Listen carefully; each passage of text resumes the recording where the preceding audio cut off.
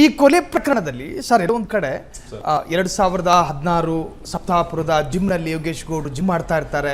ಪಾಪ ಅವರ ಕಲ್ಪನೆಯಲ್ಲೂ ಕೂಡ ಇರಲಿಲ್ಲ ನಾನು ಕೊಲೆಯಾಗಿ ಹೋಗ್ತೀನಿ ಅಂತ ಆ ಕ್ಷಣದವರೆಗೂ ಕೂಡ.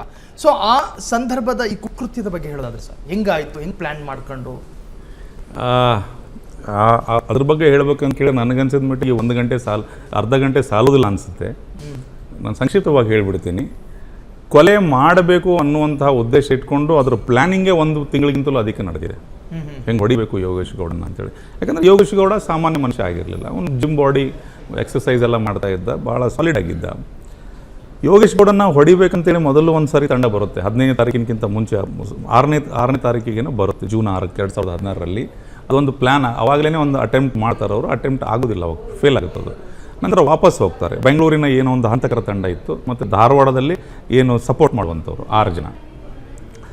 ಸೊ ಜೂನ್ 15ಕ್ಕೆ ಯೋಗೇಶ್ ಗೌಡ ಮನೆ ಬಿಡುವಾಗ ಇದರಲ್ಲಿ ಮುದುಕಪ್ಪ ಅಂತ ಒಬ್ಬ ಆರೋಪಿ ಇದ್ದಾನೆ.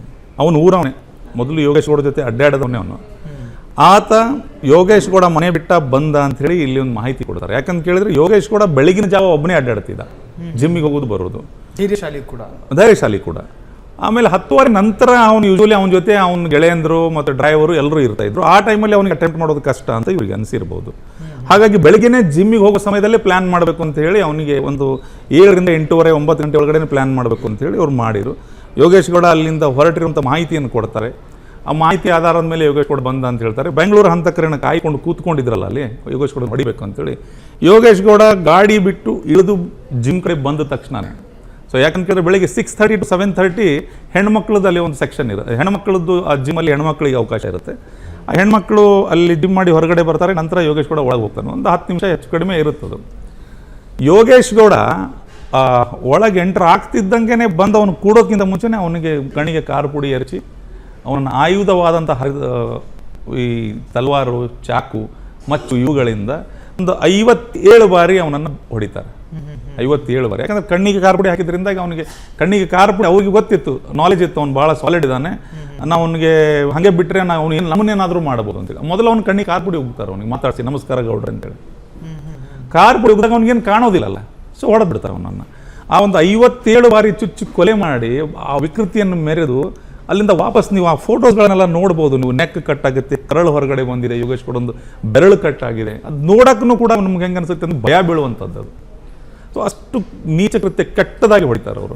ಮತ್ತು ಪ್ಲಾನಿಂಗಲ್ಲಿ ಹೆಂಗೆ ಮಾಡಿರ್ತಾರೆ, ಈ 3 ಪಿಸ್ತೂಲ್ಗಳನ್ನು ತರಿಸಿರ್ತಾರೆ ಅವರು. ಭೀಮಾ ತೀರದ ಹಂತಕರ ಆ ಸರ್ಕಲಿಂದ ಪಿಸ್ತೂಲ್ಗಳು ಬಂದಿರ್ತಾವಲ್ಲ. ಈಗ ಹೇಳಿರಿ A17 ಬಗ್ಗೆ ನಾನು ಹೇಳಿದೆ.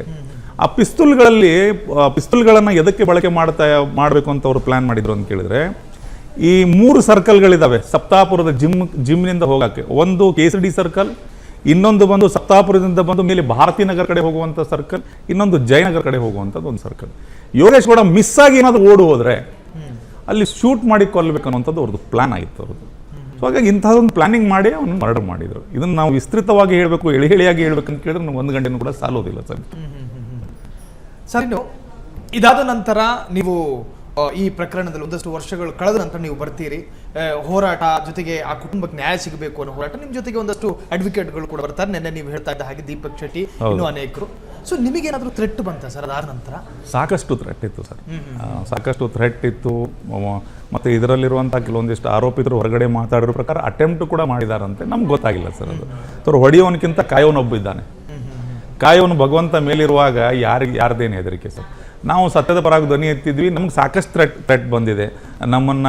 ನಮ್ಮ ಸ್ನೇಹಿತರ ಕಡೆಯಿಂದ ಹೆದರಿಸುವಂಥ ಕೆಲಸ ಮಾಡಿದ್ದಾರೆ. ಹಿಂದೆ ಈ ಹೋರಾಟ ಮಾಡಬೇಡ, ನಿನಗೆ ಯಾಕೆ ಬೇಕು, ಹಿಂದೆ ಸರಿ ಅಂತೇಳಿ ಕೆಲವೊಂದಿಷ್ಟು ಆಮಿಷಗಳನ್ನು ಒಡ್ಡುವಂಥ ಕೆಲಸ ಮಾಡಿದ್ದಾರೆ.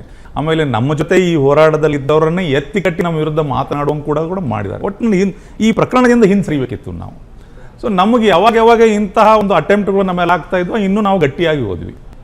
ಇಲ್ಲ, ಇದರಲ್ಲಿ ಏನೇ ಆಗಲಿ ನಾವು ಹಿಂದೆ ಸರಿಬಾರದು.